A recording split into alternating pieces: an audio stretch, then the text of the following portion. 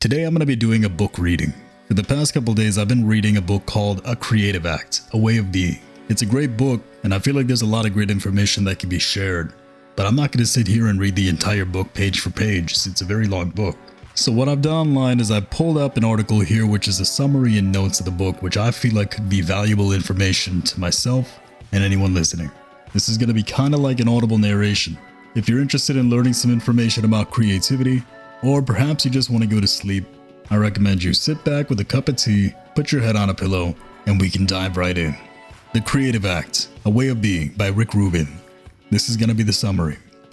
Legendary music producer Rick Rubin's The Creative Act, A Way of Being is a mind-bending series of meditations on what it means to be an artist and creator.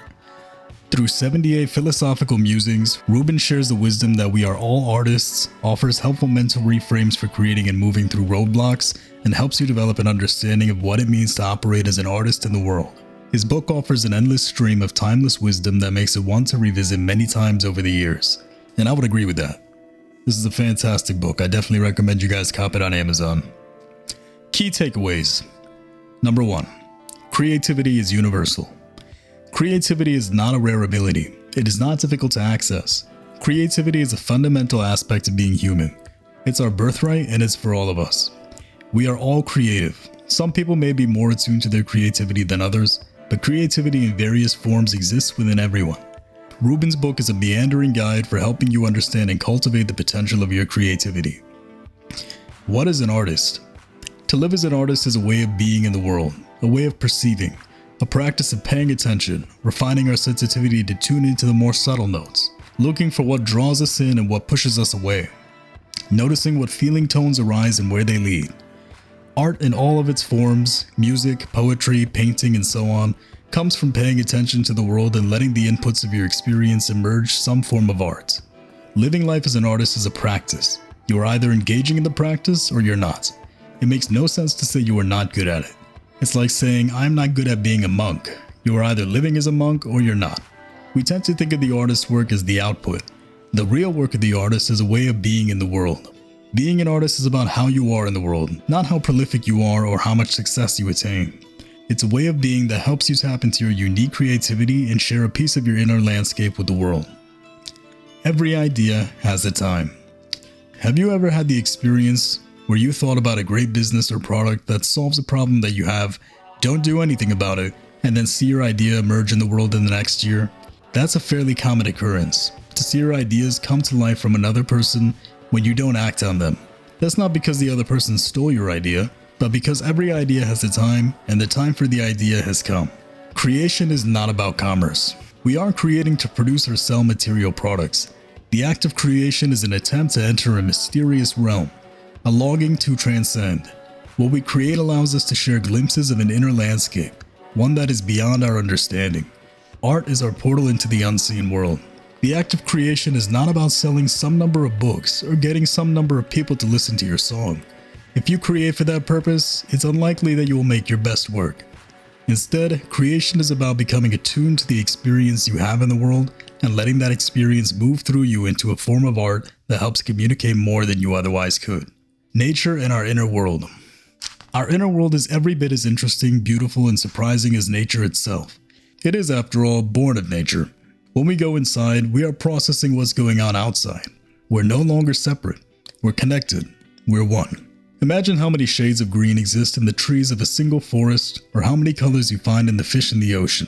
Even a small fraction of the natural world provides a limitless number of unique variations, colors, sequences, and ineffable beauty that we cannot understand fully even if we spent our entire lives trying to do so. Like nature, our inner world is infinitely rich, complicated, mysterious, and beautiful. And a big part of being a maker in the world is learning to be in touch with the abundance of your inner landscape. Follow your energy. To the best of my ability, I've followed my intuition to make career turns and been recommended against doing so every time. It helps to realize that it's better to follow the universe than those around you. Many people make decisions by following the guideposts and advice of other people in their lives. Sometimes this works, but often it leads to spending a lot of time going in directions that may take us away from the path. To live outside the cultural gravity of the world around you, you need to develop a deep appreciation and trust for your intuition. The wise mind within you that tells you what to do even when you don't know exactly why you need to do it. Getting unstuck. Consider moving forward with the more accurate point of view that it's a small work, a beginning. The mission is to complete the project so you can move on to the next. The next one is a stepping stone to the following work, and so it continues in productive rhythm for the entirety of your creative life. When you're working on something important, it's easy to get overwhelmed by your desire to make something great. In fact, that desire can paralyze and overwhelm you if you don't learn how to zoom out to the bigger picture. The truth is that whatever you're working on is only a seed, something you plant and hope to see grow with time. As to what the seed will become and how that will influence other domains of your life, you simply don't know.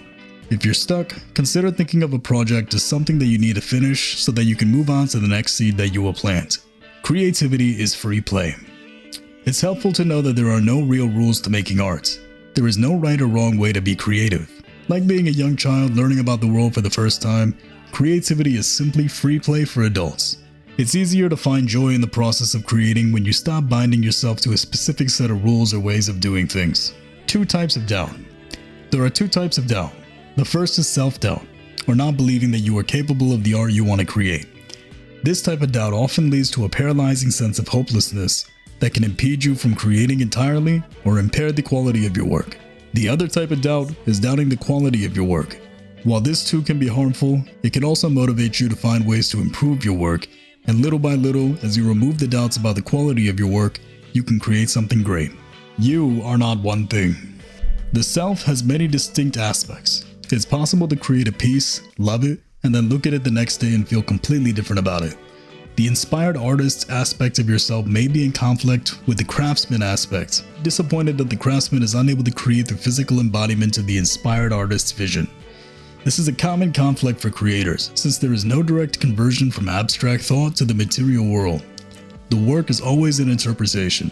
Limit the rules. It's helpful to create with a beginner's mind, a childlike innocence about the world and people around you. When you bring too many rules to your work, you limit your imagination and often create more of what's been done before, instead of creating something that is true to your inner landscape and unique to your experience in the world. Rules can be helpful guideposts, but most forms of art have been conventions that can go unrecognized and prevent you from seeing your path clearly. Changing it up. Sometimes when you're stuck, it can be helpful to shake up your process or the way that you're viewing your work. There are many practices for doing this, but the truth is you will need to experiment to see what works for you at a given moment. A few ideas to work with. Small steps. If you're a writer and you're blocked, try writing 1 sentence every day. Break your work into the smallest possible sense of progress as a means for getting traction. Change your environment. Go somewhere new, rearrange your furniture, or play with lighting. Do things that shake up the environment in which you create. Change the stakes. Imagine this is the last time you will ever paint again. Then paint. Alter the perspective. Double the font on the pages you're reviewing, or increase the sound of the song you're listening to. Play with imagery. Add visuals to your work that may not be necessary or otherwise there. See what it does to your mind. Vary your inputs. To vary your inspiration, consider varying your inputs. Turn the sound off to watch a film, listen to the same song on repeat, read only the first word of a sentence in a short story, arrange stones by size or color, learn to lucid dream. Test your ideas. Some ideas may seem great in your mind, but fall flat in reality. Instead of using your mind to evaluate ideas, create small experiments to test them. As you begin to execute, you'll see what ideas work or don't work, or which ones have more potential than others. Look for the best idea while you do this, using your intuitive sense instead of your analytical mind. Phases of creation. Art may only exist, and the artist may only evolve by completing the work. To bring a work into the world, you must move an idea from its inception to a completed work. There are 4 distinct phases to this process, each of which requires something different from the artist. 1. Seeds. This is where you collect as many ideas as you can. You open your attention to the world, letting inspiration and the world around you collect seeds that you can later plant. The job here is not to judge the ideas or think too much about them, just to collect them so that you can reflect later. 2. Experimentation. This is where you play with some of the high potential seeds, exploring them in whatever ways you can imagine so that you can start seeing which ones have the most potential life. You're not doing any editing here, just a lot of experimental play to see where you may focus your attention in later stages.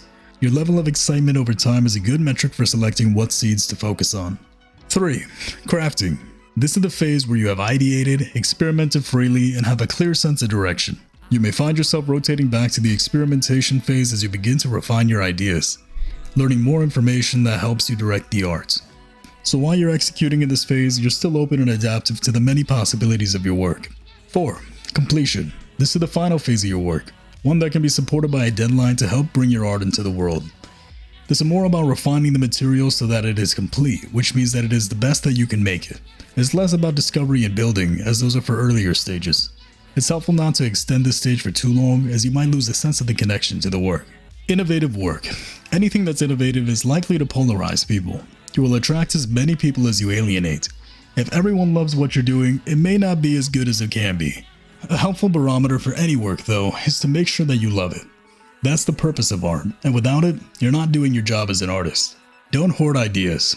Give every piece of work the best ideas you have. Don't save those ideas for a later time when you have a bigger audience or so that your creative well does not run dry. Creative material is infinite if you let it run through you. If you live in a scarcity mindset and hold back your good ideas, you risk blocking the boundless creative flow that will help you create good work over the course of your life. Experimenters versus finishers. There are two types of artists, experimenters and finishers. Experimenters enjoy playing in the early stages of creation. They like to dream, fiddle with ideas, and plant seeds. They also struggle to complete their work as they don't enjoy that stage. Finishers have a different disposition. They enjoy moving to the end of their work, often without spending enough time in the experimentation phase that will allow them to make their work even better. Whether you're an experimenter or a finisher, you will need to embrace both qualities to make great art. Success is internal, not external. It isn't popularity, money, or critical esteem. Success occurs in the privacy of the soul. Okay, I'm losing my voice here. Learning to tune out. It's easy to get distracted by things outside of making your art. Deadlines, marketing, your public image, growing your audience. All of these forces and more can come in and distract you from the task at hand. Often these outside voices can paralyze you and get you trapped into balancing the desire to serve your inner artist and the desire to make wise business decisions. If this starts to happen, you need to learn to tune out the distractions. Let go of the pressure to live up to any expectations from others and from yourself. It's helpful to keep in mind that commercial success is outside of your control. Once you accept this fully, you can let go and focus on doing your best. Wait for the waves. Just as the surfer can't control the waves, artists are at the mercy of the creative rhythms of nature. This is why it's of such great importance to remain aware and present at all times. Watching and waiting. Be wary of advice. Established artists generally draw from their personal experience and recommend the solutions that worked for them. These tend to be specific to their journey, not yours. It's worth remembering that their way is not the way. Advice can be helpful for giving you ideas to experiment with, but remember that adopting the practices and principles of other people does not lead to you creating great art. You have to find what works for you, and that comes from being attuned and experimenting over time. And as you develop as an artist, what worked for you once before may not work again. Staying flexible and open both to your practices and those you try from others is a helpful way of not letting any guideposts stop your creations from coming to the world. Follow the excitement. The call of the artist is to follow the excitement. Where there's excitement, there's energy, and where there is energy, there is light. Don't chase the truth. Sincerity, however, is an elusive characteristic. It is different from other goals we may have. Where greatness is a target worthy of our aim, setting our sights on sincerity may be counterproductive. The more we stretch to reach it, the farther away it recedes. Art is an imperfect communication of your inner landscape. The truth of your existence and the ever-changing and fleeting nature of your experience cannot be captured perfectly in words or any piece of art. What you produce is only a fragment of who you are or what you think at a given moment in time. Striving for a perfect representation of experience will lead you to paralysis and potentially to hollow your work that does not resonate. Do your best and accept the imperfections that make your work resonate. Final touches. The final phase of editing, when you're ready to bring about a work into completion, is about cutting the work to what is absolutely necessary for it to be its best. That may mean cutting your book in half, or it may mean choosing the best 5 songs out of the 20 you recorded. The goal is not to hit some arbitrary metric, but rather to choose what's absolutely essential for this work, and to be ruthless in that process of refining the work to its essence. That wraps up the article, and honestly it's a pretty good introductory representation for what the book entails. For the book itself, each chapter is about a page and gives extremely valuable lessons on how art and spirituality and the act of creation itself intersect. I highly recommend anyone buy it. I'm not sponsored by it. I don't have an affiliate link. I just think it's a really, really great book, and I'll see you in the next one.